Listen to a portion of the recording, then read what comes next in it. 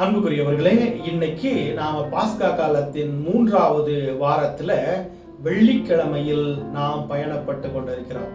இன்னைக்கு ஆண்டவர் நமக்கு தருகின்ற செய்தி என்னன்னா, யோவான் நற்செய்தி 6ஆம் அதிகாரம் 52 59 வரை உள்ள இறைவசனங்கள். என்னுடைய சதையை உண்டு நீங்கள் இரத்தத்தை குடித்தால் ஒழிய என்னுடைய மக்களாக நீங்கள் மாற மாட்டீர்கள், நிலை வாழ்வை பெற மாட்டீர்கள் சொல்லிட்டு இயேசு சொல்கிறார். ஆண்டவருடைய சதை எங்க இருக்குது? ஆண்டவருடைய இரத்தம் எங்க இருக்குது?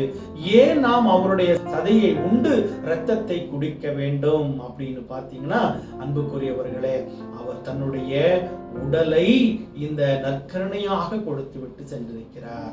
அவர் தன்னுடைய இரத்தத்தை பானமாக கொடுத்து விட்டு சென்றிருக்கிறார். நம்முடைய உடல் சரிவர இயங்கணும்னா இந்த உடலும் உதிரமும் ஒன்றோடு ஒன்று இணைக்கப்பட்டிருக்க வேண்டும். நாம நம்முடைய உடலுடைய சதையை வெட்டினீங்கன்னா அந்த சதையில ரத்தம் எப்பொழுது வரைக்கும் இருக்கிறதோ அப்போதுதான் அது உயிருள்ளதாக இருக்கும். ரத்தத்தையும் சதையையும் நாம பிரிக்க முடியாது. ஏன்னா அந்த ரத்தமும் சதையும் ஒன்றாக இணைக்கப்படுகின்ற பொழுதுதான் அது ஒரு உயிரோட்டம் உள்ளதாக இருக்கிறது. அன்புக்குரியவர்களே, நாம ஆண்டவரோடு இணைந்து பிணைந்து உருவாக்கி ஒரு உறவை ஏற்படுத்தி வாழுகின்ற பொழுதுதான் நாம் கடவுளுடைய பிள்ளைகளாக மாறுகிறோம். அன்புக்குரியவர்களே, இதுதான் நற்கருணை.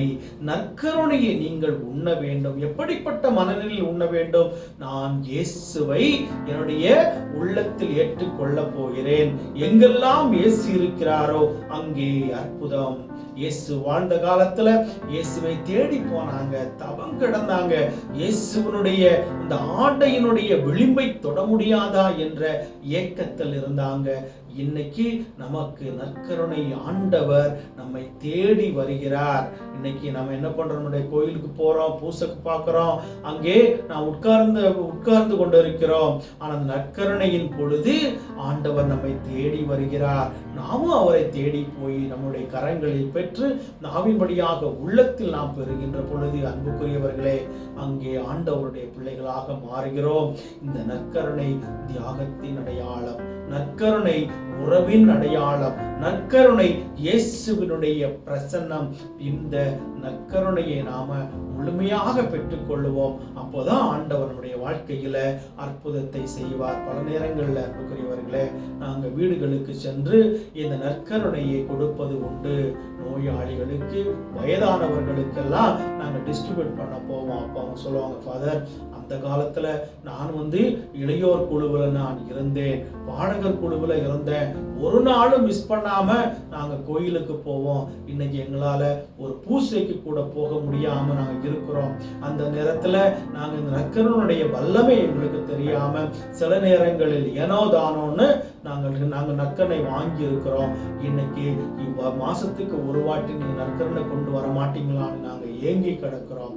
அன்புக்குரியவர்களே, நீங்கள் இளமையாக இருக்கின்ற பொழுது நீங்கள் ஆண்டவரை முழுமையாக தேடினீர்கள் என்றால், நீங்கள் முதுமையில் இருக்கின்ற பொழுது அந்த நற்கருணை ஆண்டவர் உங்களை நோய் நொடிகள் இல்லாமல் ஆசீர்வதிப்பார். இதை நீங்க நம்பணும், நம்பிதான் ஆகணும். ஆனால் நீங்கள் இயேசுவே எனக்கு வேண்டாம், எனக்கு இந்த உலக காரியம்தான் மகிழ்ச்சி, சந்தோஷம், இதுதான் எனக்கு தேவன் நீங்க ஓடினீர்கள் என்றால் காலம் உங்களுக்கு பதில் சொல்லும்.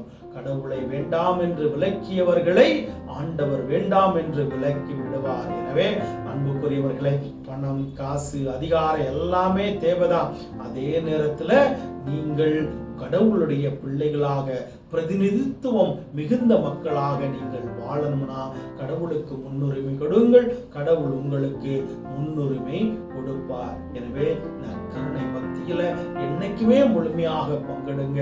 நீங்கள் உங்களுடைய ஆன்மாவை நீங்கள் தயாரிக்கின்ற நிலையில இருங்க. அப்பொழுதுதான் உங்களுடைய வாழ்க்கை பிரகாசமாக அமையும். ஆசீர்வாத தடைகள் எல்லாம் உடையும். உங்களுக்காக இந்த நாளிலே நான் ஜெபித்துக் கொள்கிறேன். அன்புக்குரியவர்களே, இந்த காணொளி உங்களுக்கு பிடிச்சிருந்துச்சுன்னா உங்களுடைய நண்பர்களுக்கு இதை நீங்கள் அனுப்பி வைத்து தமிழ் பைபிள் டிவி சேனலுக்கு நீங்கள் சப்ஸ்கிரைப் செய்து உங்களுடைய பேர் ஆதரவை எங்களுக்கு கொடுக்குமாறு கேட்டுக்கொள்கிறேன். God bless you.